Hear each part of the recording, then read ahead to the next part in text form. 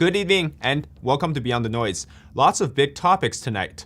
First, the Supreme Court denied Pennsylvania election cases. Justice Clarence Thomas dissents, joined by Justice Alito and Gorsuch. But the court, for some reason, had the time to rule for Trump's tax return. We'll touch on that. We then discuss President Trump's CPAC attendance. It is confirmed that he will be speaking there, while Vice President Mike Pence is not. That is after multiple key Republican figures say that Trump 2024 is unbeatable. Lastly, we discuss a regular communist tactic called Mark's flashlight. And this applies to Ted Cruz's situation, as to why the left and the right both got so mad over his trip from Cancun. So at this point, if you still had any hope for the US legal system to bring justice to right the wrong, well, I guess today is not the day for you. US Supreme Court has refused to view some of the Pennsylvania election cases today. It was no standing before an election, it's moot after. Justices Alito, Gorsuch, and Thomas dissent from the denial. It's at the point where now it would be difficult for the Supreme Court to do anything anyways. They will not be able to vote to flip a whole presidential election 4 months after it is done. And this just doesn't make sense for it to be happening. The timing obviously has been dragged on for a very long time, and it's almost March. There's no reason to review the cases that likely matters. Not that in the eyes of the liberal judges anyways, who really voted yes to deny, but also joined by Chief Justice John Roberts, Justice Amy Coney Barrett, and Brett Kavanaugh. In a 6-3 denial decision on 4 cases from Pennsylvania, including a review of a bid by Representative Mike Kelly, and others who asked the court to strike down a policy that expanded mail-in ballots. Along with those, also a case from Arizona, Wisconsin, and Georgia. Now, regarding the dissents, Justice Clarence Thomas fully dissents, meaning respectfully disagreeing with the decision. He wrote, "One wonders what this court waits for. We failed to settle this dispute before the election and thus provide clear rules. Now we again fail to provide clear rules for future elections. The decision to leave election law hidden beneath a shroud of doubt is baffling. By doing nothing, we invite further confusion and erosion of voter confidence. Our fellow citizens deserve better and expect more of us. I respectfully dissent." He also wrote, "This is not a prescription of confidence. Changing the rules in the middle of the game is already bad enough. Such rule changes by officials who may lack authority to do so is even worse. Suggesting future elections will not be secure by random rule changes." Now, this is exactly the situation explained by Thomas. No reason to have denied any of these cases before the election was settled, but the courts did. They rejected them for no standing. And those that they did take up waited until after the election was over. And Biden had already signed close to 50 executive orders. They think people already moved on. And then now is when they do the obvious. Now, this is a huge disappointment for the integrity of the US legal system. But that is the part of the corruption.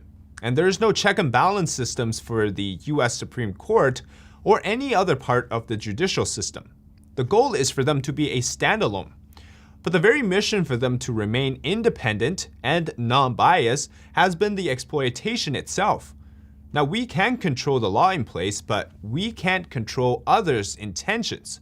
In the case of the justices, if the rules are based on law, and then we should actually have cases be heard. But to me, it seems they rule based on their personal reasons and judgment. And this has placed the fate of the nation on 9 people behind the scenes and their own history. Now, do they really remain apolitical in the decision-making? Well, that's what they say. But we really can't tell. Their actions, however, seems to show that reasoning is based on, in their mind, the stability of the country rather than true election integrity.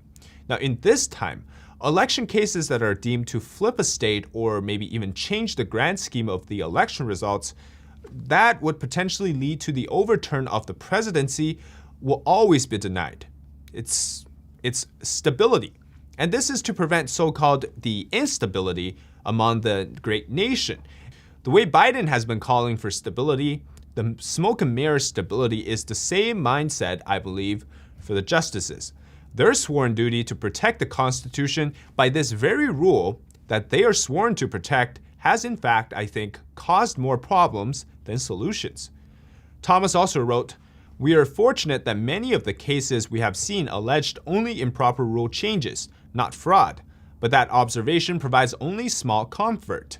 An election free from strong evidence of systemic fraud is not alone sufficient for election confidence. Also, important is the assurance that fraud will not go undetected." This is referring to the types of lawsuits that were sent to the Supreme Court, essentially saying that the ones that they have seen before the justices aren't not even actual fraud cases, but rather the policy and the constitutional side of arguments.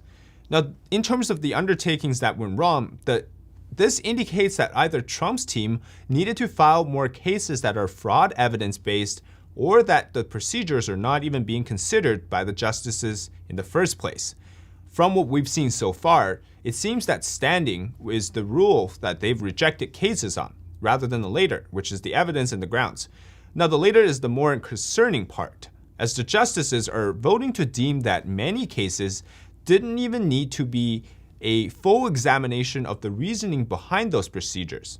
As we see with Thomas's dissent statement, it seems that the justices did not express that they failed to see the reasoning behind the procedural change being unconstitutional, but rather it's the things or the timing or the grounds in which those lawsuits stand.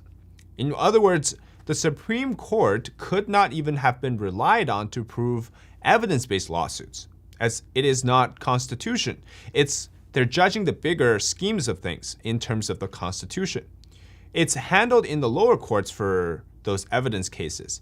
And that is why, since the Texas case was denied for no standing, the Trump campaign should have stepped up focus on other stuff. For example, maybe the military. Now, as Thomas wrote, an election free from strong evidence of systemic fraud is not alone sufficient for election confidence. And this just shows that the justices hadn't even seen the evidence themselves to even judge on the fact that there is a vast majority of evidence that's in the digital space or in numbers and graphs, rather than rules. But the thing is, SCOTUS is based on judging the Constitution. They don't care enough about the small nitty-gritty things. And the rules were just to provide the grounds for the cheating to happen. So really, tackling the procedural side of things was never going to work. So this statement from Clarence Thomas just provided lots of context behind the scenes on what the justices are thinking. They really didn't have the evidence to see that the election was in fact stolen. Now, after Clarence Thomas's dissent came out, people are calling for his resignation from the Supreme Court because he agreed with all the claims made by President Trump. Now, this again is cancel culture just based because you disagreed with someone. But the Supreme Court did rule that Trump has to disclose his tax information as a part of a criminal probe investigation. The US and the Supreme Court on Monday ruled that it will not stop a grand jury from obtaining Trump's tax returns and other financial records as part of a criminal investigation. The justices rebuffed Trump's request to put an October 7th lower court ruling on hold that directs the former commander-in-chief's accounting company, Mazars USA, to comply with a subpoena to turn over the taxes and documents to a grand jury that was convened by Manhattan District Attorney Cyrus Vance, who is a Democrat. In our second topic today, President Trump is set to speak at the annual Conservative Political Action Conference, or called CPAC. According to Stephen Miller on Maria Bartiromo, the focus of his speech will be on the following: standing up to China, dismantling big tech monopoly, unshackling free speech, reopening schools, closing the border, safe communities, locking up criminals, and high wages. Trump is also expected to outline his plan for the next two elections, the 2022 midterm and the 2024 election. Here, we can expect to get more details on what he might be doing in the next 2 years, and then in the next 4 years. Miller says, "I have had the opportunity to speak to the president, and he's very excited to mark his upcoming address to CPAC, where you will hear him lay out his positive vision for the future of this country, a vision where we stand up to China, as the president was doing before he left office, and reclaim our manufacturing, A vision where our schools are open and our border is closed to illegal immigration. A vision where the big tech monopoly is dismantled and free speech and free expression and free thought can reign, because that's what this country is about.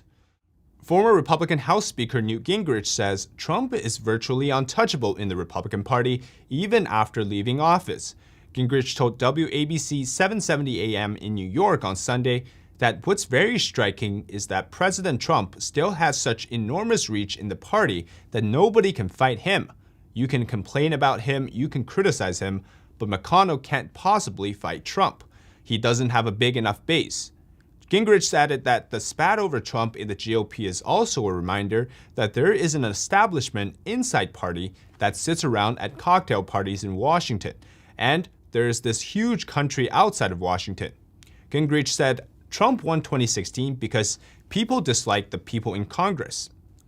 He also says Kevin McCarthy has been much smarter as the House Republican leader to recognize his ability to get the extra seats to win the House rests almost entirely on working with Trump, not picking a fight with him. However, Arkansas Governor Asa Hutchinson says he wouldn't support former President Donald Trump if he runs for president again in 2024. However, I don't think his opinion will matter that much, as he is going to be leaving the governor position following his term limit in 2022, by which, at that point, Sarah Huckabee Sanders, the former Trump White House press secretary, will have a huge chance to run for the governor in 2022 and win, as Trump has endorsed her for the governor of Arkansas's position. Vice President Mike Pence, however, is not set to speak at the CPAC this year. The director of the CPAC event, Dan Schneider, said it will be a mistake for former Vice President Mike Pence to skip the conference. He told MSNBC on Monday that we are pleased that the president will be joining us, and we're disappointed the vice president's not coming. We think it's a mistake for him not to come. We conservatives think of Vice President Pence with great honor and dignity. He is a real champion of conservatism. I think Pence not attending CPAC this year is not good for his future in political career. But if he wishes to have one, well, it's a little late now. But I think the more important aspect of CPAC this year will be different than that of the previous year, as the tension not only between the voters and Mike Pence will be quite high, there's also a huge tension as to what Trump will be doing for the next 4 years. And our last topic today is a brief discussion on the Ted Cruz situation. Now, he was in Cancun for a day or two after being discovered last week for jetting to Cancun while his state was in a frozen state. He drew criticisms from both sides, and Cruz flew back the next day. Cruz said he wanted to be a good dad and flew to Mexico to accompany his daughters, who expressed a desire to take a trip with friends after school was canceled for the week. After his return, he said the excursion was obviously a mistake. Cruz said, "In hindsight, I wouldn't have done it. I was trying to be a dad, and all of us have made decisions. When you have two girls who have been cold for 2 days and haven't had heat or power, and they're saying, 'Hey, look, we don't have school. Let's get out of here.'" Now, the furor over the trip started when photographs of a man resembling Ted Cruz was spotted at an airport. The story developed further when reporters citing sources within United Airlines shared details of Cruz's trip. Members of both parties criticized Cruz for flying out of Texas when he did, and some Democrats called for him to resign. United Airlines is investigating the leaks of the details, and this is actually the scary part. The fact that someone is willing to lose their job for leaking passenger information to just justify this progressive action that's in cancel culture, they fail to see how serious this is. Again, I'm not saying that he should have gone to Cancun or that I support that decision, but the fact that someone is willing to leak this information suggests that they have been brainwashed to rat out other people for the sake of social justice. And now, obviously, it was not very smart for Cruz to fly off while his constituents were freezing, but you also have to think that he won't likely change much even if he stayed in Texas. And it's not something that his position would have the power to do so. It would be more operational for the governor and the president to be doing things, which seems Joe Biden hasn't said anything or much about Texas.